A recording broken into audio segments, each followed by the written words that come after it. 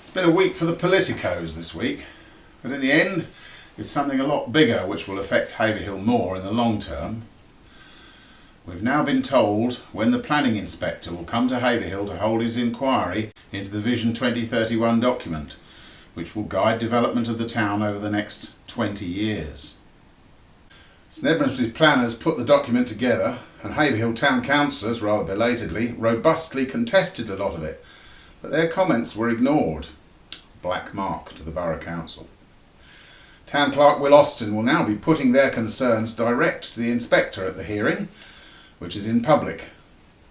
Assuming the schedule doesn't change, and it might, February the 4th, 5th and 6th will see the town's future thrashed out in public, first at Days Inn and then at the Leisure Centre. The inspector who's been appointed, Mr Roger Clues, has already issued the list of questions which he'll be addressing, some from interested parties, including residents and businesses, and some that he's set himself. You can read them all on St Edmundsbury's website, and they include all the old chestnuts, such as the railway link, pedestrianisation, etc, etc. So, there's something to look forward to in the new year. Even more immediately, in January in fact, we have two elections in the town for the Haverhill East Borough and Town Council seats, which were held by the former mayor, the late Councillor Les Ager. Councillor Ager was a Conservative, but when the nominations closed this week, it was revealed the Tories are not even putting up a candidate for the Town Council vacancy. The borough election will see Tony Brown up against David Roach for the Tories, Ken Rolfe for the Lib Dems and Pat Hanlon for Labour. It's been a turbulent old week for Haverhill Town Council's Tories, following a meeting they had with the town's MP Matthew Hancock.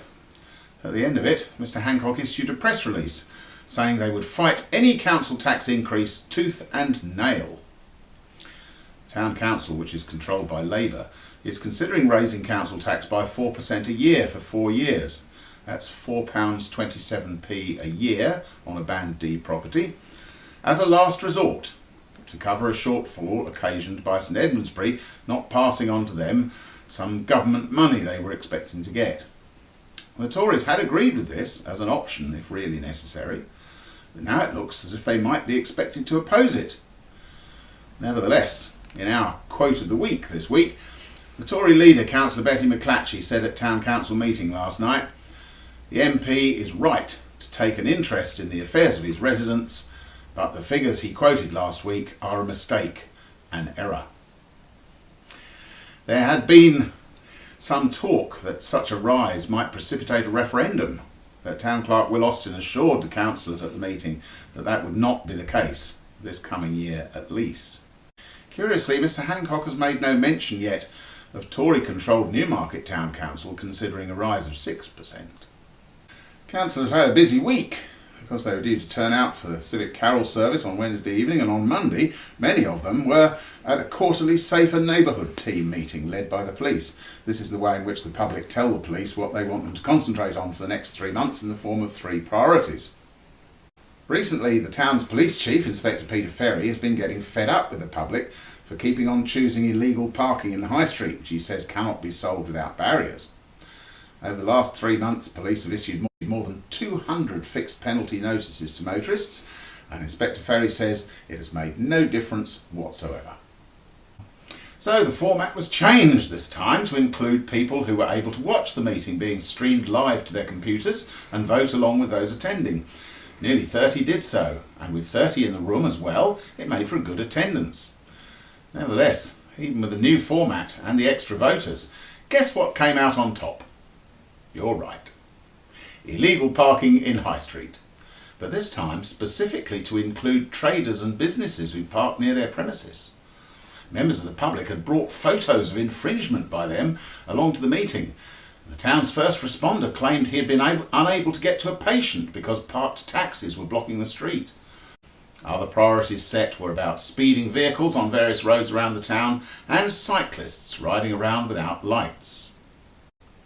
It all just shows how little concern there is in the town about actual crime, backed up by Inspector Ferry's figures, which show significant falls in almost every area of crime. There was an increase in domestic burglaries, but he said that was because of one individual who's now been caught. Nevertheless, there have been some incidents recently which police like help with.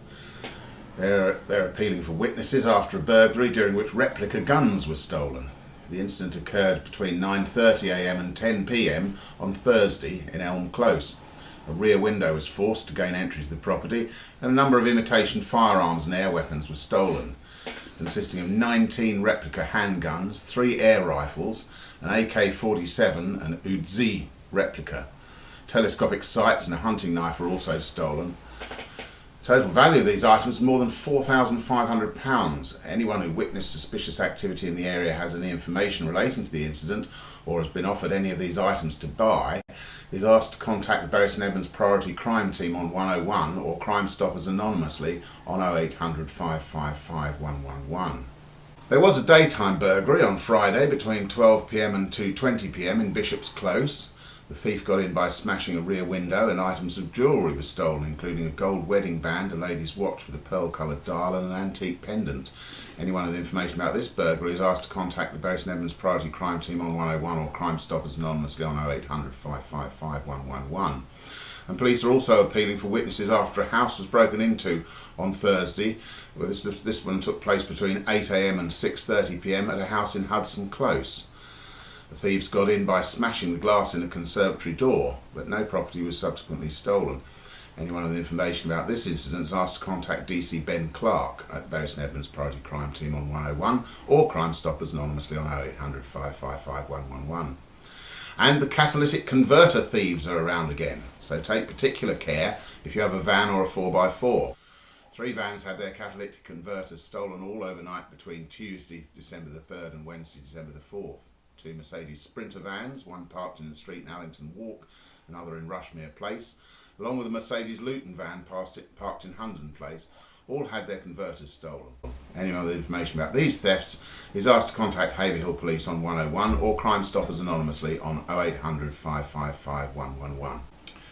On an even more serious note, the man who died following a road accident on the bypass on Sunday has been named by the police as Lee Westrop. Police were called just before 1:40 p.m. to reports of a 2-vehicle collision between a 4x4 towing a horse box and a motorcycle. That was between Camps Road and the Gateway roundabout. The road was closed for several hours. Emergency services, including Suffolk Accident Rescue Service, attended, but the motorcyclist was pronounced dead at the scene. He's been named as Lee Westrop, aged 42, who lived in Beaumont Vale. Anyone who witnessed the collision is asked to contact the police's Serious Collision Investigation Team on 101. Town Councillors meeting last night heard a presentation from the Chief Executive of Suffolk Health Watch, a new organisation set up by the government to give people the chance to say what they think about healthcare they have received. Annie Topping said she needed as much factual information as possible so that they could become an effective consumer champion for the public to promote better outcomes in healthcare and social care for adults. Hard evidence was the way to challenge policy, planning, commissioning and delivery of health and social care. Councillors and members of the public were quick to tell her Haverhill had been poorly served for years, and despite many meetings and the work of such groups as hers, nothing ever seemed to change. She urged them to provide the evidence she needed to make change happen. Public pressure can be effective, as those who still hope who are championing the preservation of the cottages at 85 and 87 High Street. Havebury's plan to demolish them and replace them with new flats was deferred by planners last week for a site inspection later this month. Meanwhile, the cottages are up for auction next week, and those who want them retained just have to hope someone comes forward to buy them and invest the money required to restore them. Sport, and Haverhill Rovers march on with a convincing 4-0 win over Clacton on Saturday. They're at home to Felixstowe and Walton this Saturday with a 3 p.m. kick-off at the New Croft. Haverhill Rugby Club First 15 narrowly beat Fakenham 29-27 last weekend, and they travel to Mistley for a 2 p.m. kick-off this coming Saturday. Friday saw the town at its best with a rollicking family Christmas night, attended by over 7,000 people, and all ending in a fabulous firework finale on the recreation ground. Hello Haverhill, this is Snow White wishing you all a very Merry Christmas and a Happy New Year. All the best for 2014. With Christmas soon being upon us now, if you have a thought for those less fortunate, the Leisure Centre has an appeal for presents for children in hospital which runs until Monday.